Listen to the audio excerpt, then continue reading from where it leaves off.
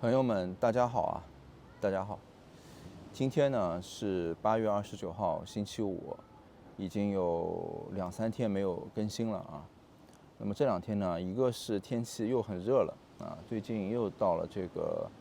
33、34度啊，但是它的晚上现在会稍微凉快一点的。一个呢就是我的那个新的电子书啊到了，然后又要把它那个装很多书进去啊，然后看点书啊。还有呢，就是我的相机啊，因为要送到德国徕卡去修，那么就要和马德里的徕卡中心发邮件啊，确认啊，寄过去东西啊。其实就是你在这里啊，就是你每天可能就干一点点的事情，就会怎么说，就半天过去了，或者1天过去了啊。所以就是这个时间啊，在这里过的是，我感觉是很快的啊，很快的。那么前2天呢，我们录了一个关于就是塞浦路斯和西班牙啊对比，赚100万欧元啊，就你要交多少税，然后呢就是通过投资股票啊，还有就是你做生意，对吧？就不同的方式，你那个能够得到就是多少钱，税后的钱啊。所以呢，就是很多网友其实他会不理解啊，包括我的家人，他们也是很质疑的啊。他们会觉得就是，哎呀，你来这里也挺久了啊，你为什么就好像还是要折腾，对吧？你不安安心心的在西班牙待着啊。包括我的那个太太啊，她也会质疑啊，她就其实人想法是很接近的啊。他其实和网友的想法是一样的啊，他也会问我，啊，他说那你来之前你不知道吗？对吗？你来之前你不知道这里就是，就你来躺平，你想来赚钱，这里不太可能，对吧？他们都会啊质疑我，其实我的压力也是很大的啊，这个我也老实说，因为，你说在西班牙，对吧？你一年你花个最少吧，最少。人民币你花个20、30万，像我们这样一家子，这个是肯定要的，对吧？你就这么些年下来啊，你就按照刚才那个数字算，你也100多万花掉了，对吧？更何况就是我们啊，我觉得我不是很善于理财的人，就是在这个消费上面啊，我对这个钱消费的这种概念啊，我觉得不好，所以其实我们还多花了一些。那么你钱花进去了，然后你也没就是得到什么，对吧？就像大家说的什么永居你如果走了啊，这个就没有了，对吧？那么其实很多网友他也会问啊，他说你在这边啊，你已经来了多少年了啊？包括一些我们的信息，其实呢，在视频里面讲这个倒也是无所谓的啊，因为你来了3年、4年、5年，对吧？你去讲一讲，或者10年、8年的，这又有什么问题呢？但是我主要考虑是哪些方面呢？就现在的网络诈骗啊，很厉害。就是比如说啊，他从你的很多视频一点一点啊，他把你的信息给收集起来，然后呢，他要不就是冒充你啊，他去诈骗别人，要不呢就是他来诈骗你啊，就冒充什么对你很了解，对吧？他诈骗你。所以呢，就是为了安全的这个考虑啊，我就不会去说啊，就是很多非常详细的信息啊，这个也希望大家能够理解。然后在这个时代呢，大家在上网冲浪的时候啊，在玩的时候，大家一定要注意这一点，就是自己的家人的信息的这个问题啊。那么我们啊，如果要离开的话啊，其实还是要说服我们自己的啊，包括就是家人啊。我觉得最主要啊，就是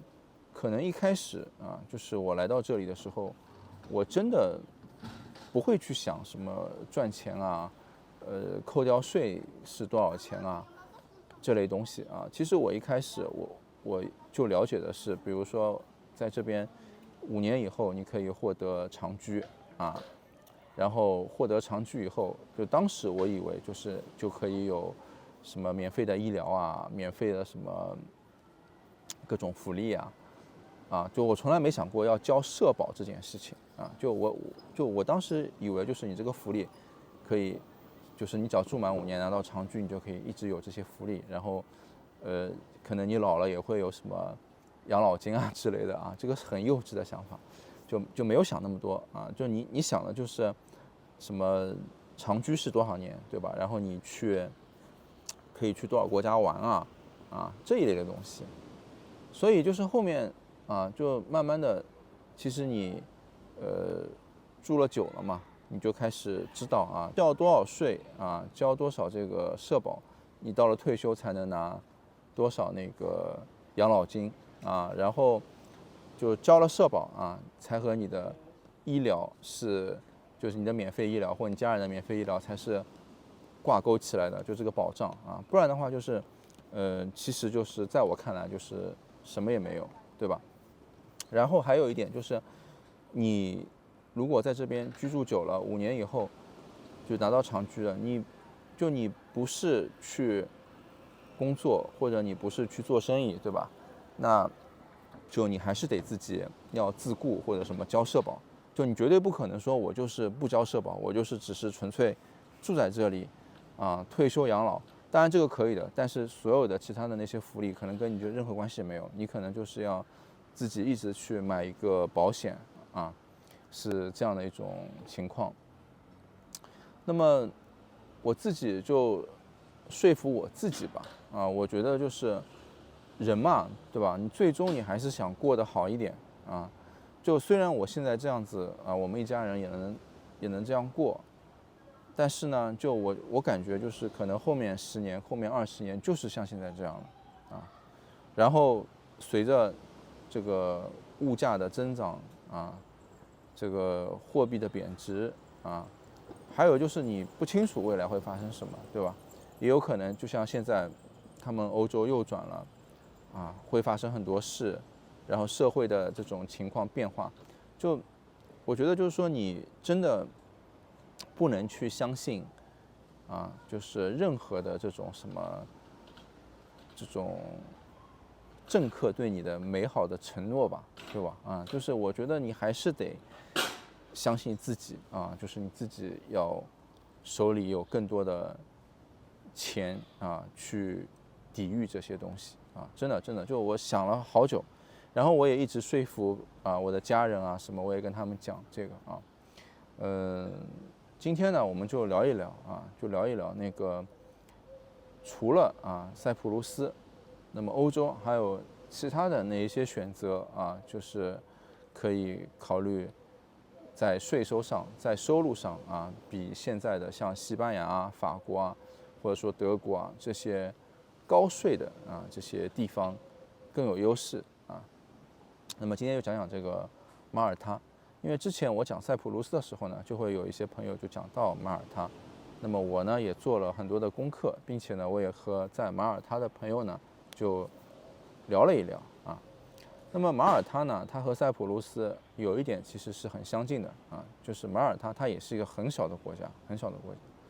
这个塞浦路斯呢有100多万人口，马耳他呢只有它的一半，50多万人口所以它是一个更小的一个国家。然后这个马耳他呢，它和塞浦路斯不同的是就他们虽然都是欧盟的国家，但是马耳他呢，它是一个申根国塞浦路斯呢，它不是申根国。那么对我们移民来讲呢，申根国就是你有一个申根国的居留你就可以去所有的申根国的国家就你就把它当做一个这个长期签证来看，对吧？你就可以到处去玩到处去这个读书什么的都可以的，你就可以去，对吧？你到那边去报学校去读书都可以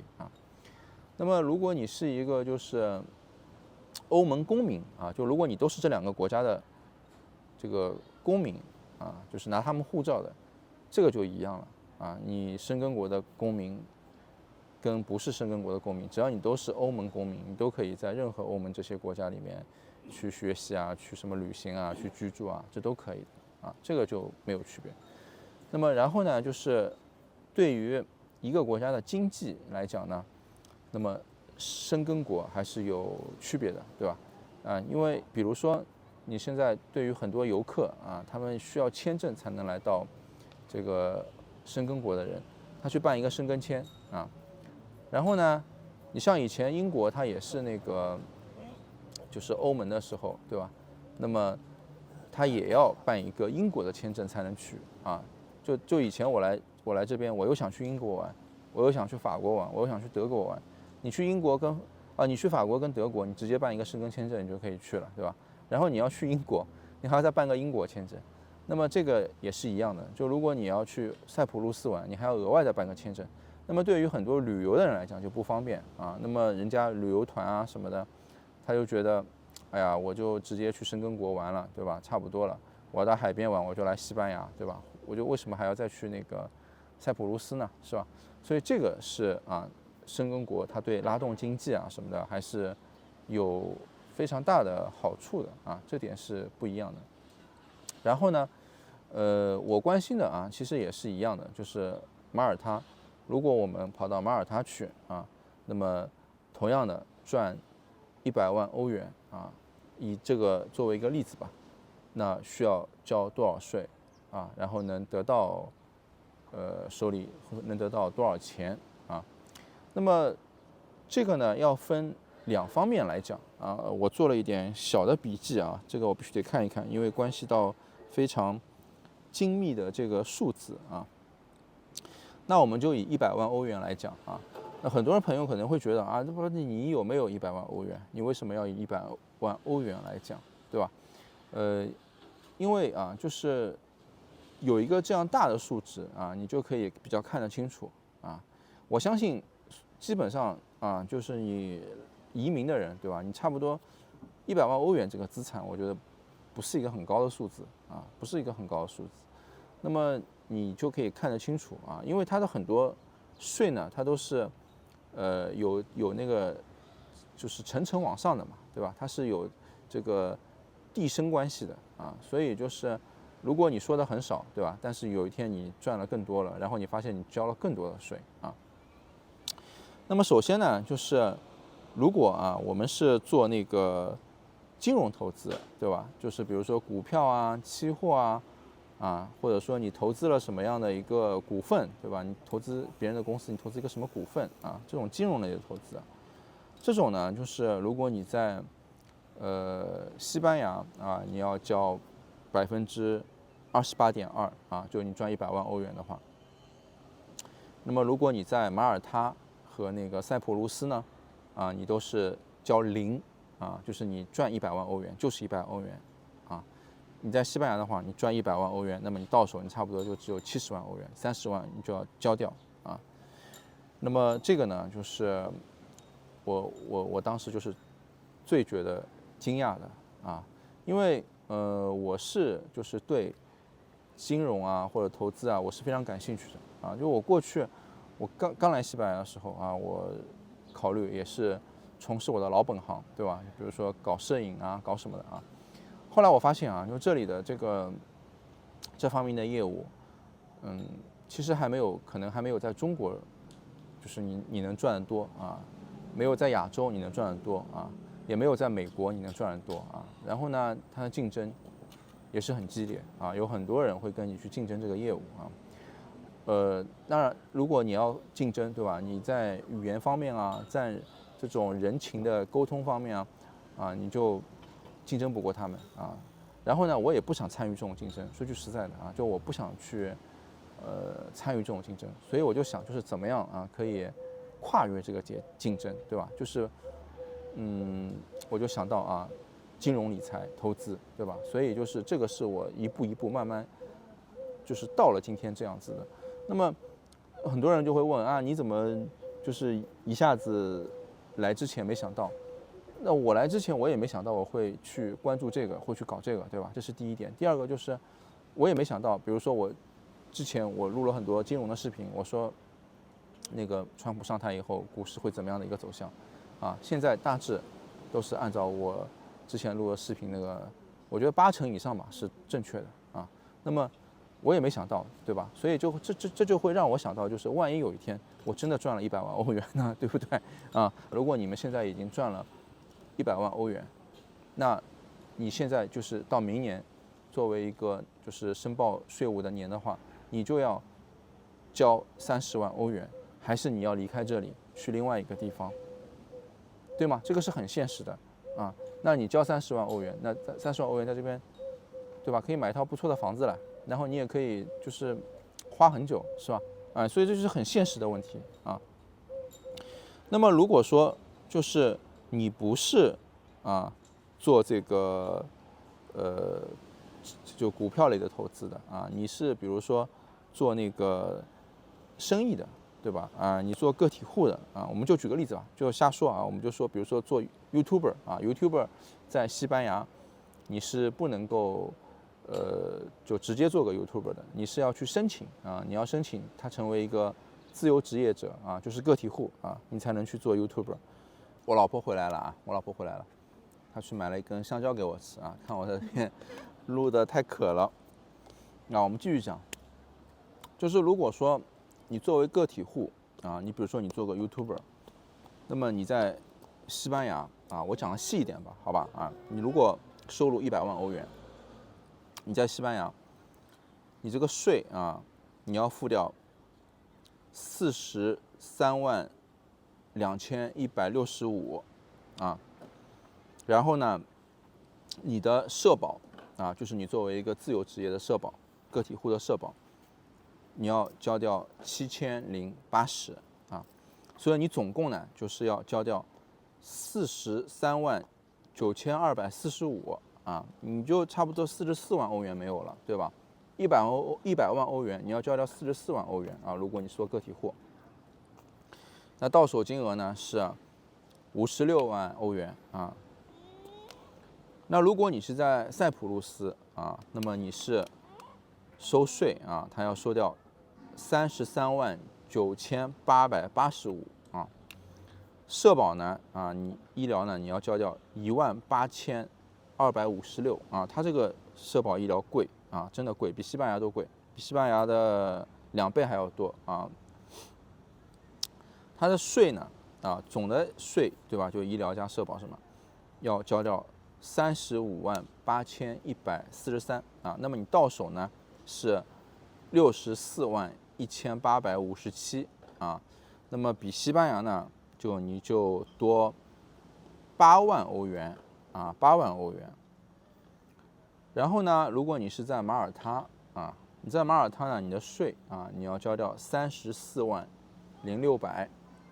社保呢是4245啊，它社保是很低的，社保是很低的，它比西班牙都要低，它是最低的啊，比西班牙少1半啊，比塞浦路斯它差不多要少4倍啊，那塞浦路斯是4倍啊。然后呢，它总的税加上那个社保啊是344845，到手呢是655155啊。所以呢，对吧？就一个是56万，一个是642000，一个是655000啊。如果你是做个体户，做那个比如说 YouTuber 对吧？你赚了100万欧元，那么最有优势的啊，还是那个马耳他啊，马耳他比塞浦路斯要多个1万欧元啊，14000欧元啊，然后马耳他跟塞浦路斯比起西班牙都要多10万欧元啊，差不多接近10万欧元左右啊，差距对吧？就太大了啊。做这个金融投资理财类的啊，那西班牙要扣掉30%啊，然后其他的2个国家1毛都不扣，对吧？啊，你做这个 YouTuber 啊，这个自由职业的，对吧？或者说你是做生意的自由职业，他们还要比别的国家要少10%，对吧？那么你想一想，就是其实你能得到什么呢？啊，差不多的，对吧？就你说，你比如说我说我到塞浦路斯去，风景也是这样，差不多这样的风景啊。那个饮食，地中海也是这样的一个饮食，反正就是什么橄榄油啊、番茄啊、海鲜呐、对吧？就吃的东西都差不多的啊。然后，当然了，就是我觉得这里的就是西班牙，我觉得社会氛围还是总体来讲还是可以的啊。西班牙呢，就是它的这个小偷小摸啊，这种犯罪率确实是很高啊，就比那个塞浦路斯什么要多很多啊。我查过，比马耳他也要多很多啊。只有法国比西班牙还要再多，更厉害一点。但是西班牙呢，你也不能否认，对吧？人家这边啊，他人确实很多人是很热情的啊。每天就像我在这边录视频，大家也经常可以看到很多人啊认识的都要打招呼啊，都要跟你讲话。然后我在西班牙，像华人，我认识很多老的移民啊，我觉得这些老的移民人也都很好啊，就他们带我们真的都很好啊，我心里面其实还是挺感动的啊，因为人家已经来这边了，对吧？就很稳定下来了啊，开店的开店，做生意的做生意。但是呢，就经常其实我们遇到了什么问题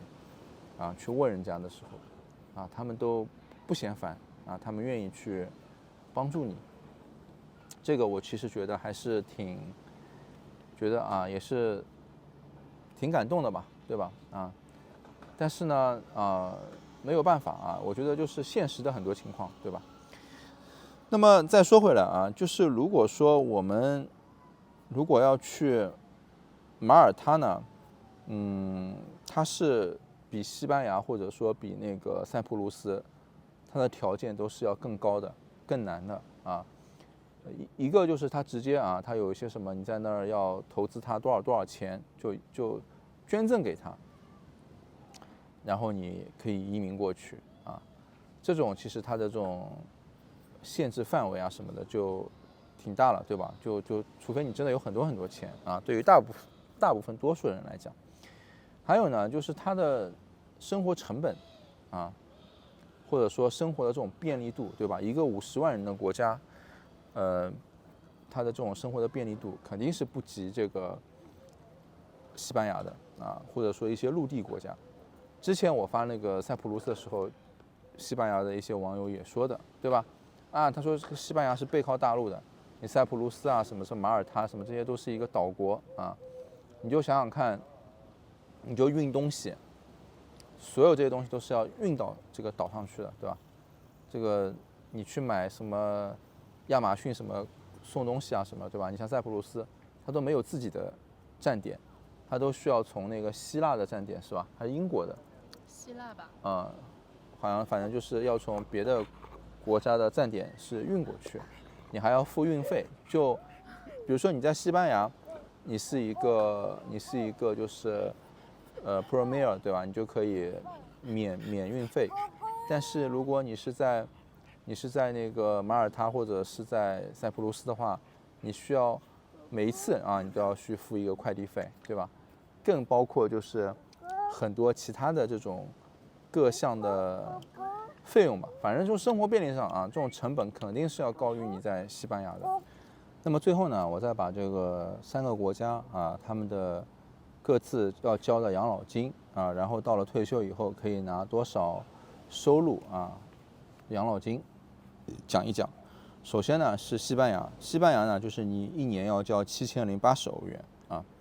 那么它是国家养老金加上强制缴费，那么它的养老金，如果你交满35年呢，你可以拿2500到3000一个月啊欧元。那么如果你没有交满35年啊，你只交了比如说15年，就它缴满15年，它也可以拿，它是差不多可以拿到就是800到1000欧元之间啊。那么如果你是塞浦路斯啊，那一年呢你要交11056欧元啊，它也是国家基本养老金加上这个就是职业啊你可选的，然后它的养老金就是你交满35年啊，你只能拿到1000到1200欧元一个月啊。如果你没有交满35年，你只交满15年，那你基本上就只能拿到400-500欧元一个月啊。马耳他呢，它一年是交4245欧元啊，它也是国家养老金和职业可选的，它的养老金水平呢是700到1000欧元一个月啊。那所以呢，就养老金部分来讲呢，西班牙是最多的，对吧？也可以理解啊，就是说你西班牙，你毕竟之前你交税交得多，对吧？所以呢，你到了退休呢，它的保障就会好一点啊。塞浦路斯呢，马耳他呢，就是你看你自己的能力，对吧？你赚的更多，那么啊税少交一点，但是养老金呢，你就只能多靠点自己了，对吧？那么有些人啊，包括我自己也想过这些问题，那我可以不交养老金吗？对吧？我不交养老金行不行？啊，其实是不行的啊。为什么呢？因为你如果想要有收入，对吧？啊，你就必须要交养老金。比如说我做 YouTuber 啊，那我就变成有收入了，对吧？或者说我要做个什么别的事情，就要有收入了。你有收入，你就必须要去交养老金啊，然后养老金就是这个基准去算的。那就是说你没有收入，要不就是你能证明啊有别人在养你，对吧？这个是一种可能性，就你家里面有谁在养你啊。第二种可能呢，就是你在偷税漏税，对吗？你不交啊，比如说你有收入，你偷偷的藏起来，你说你没有收入，那人家会这个税务局也不是吃素的，对吧？啊，他说，哎，这个人怎么每天生活着啊，他怎么没有收入呢？他报上来都是没有收入的，现实吗？不现实的啊。所以我觉得就是很多人啊，他们还说什么怎么避税啊，什么什么那种方法，对吧？我知道啊，有很多，比如说做这种现金流生意的啊，你开饭店啊，开个什么东西的，对吧？有时候你说你就是收点现金什么的啊，你避税，对吧？这个是有可能的，但是你绝对不可能就是说什么你在这边生活，你一毛税也不交，你一点收入都不申报啊，除非你之前就是你比如说我现在移民之前来了以后，我就申报我拿到一笔，比如说钱，对吧？是我爸妈给我的，给了我，比如说1000万，这个1000万够我用到那个我老了，对吧？不然你就是一年一年啊，时间累积了，他肯定是会来查你的，对吧？所以就是如果说真正的要做到安全啊，还是要像就是现在这样，就是从法定上，你找一个法律规定这个税务就是少的，是合法的，对吧？这样才是一个比较好的，不然你移民移得好好的，你最后变成坐牢了，对吧？你去踩缝纫机了，啊，这个就没意思了，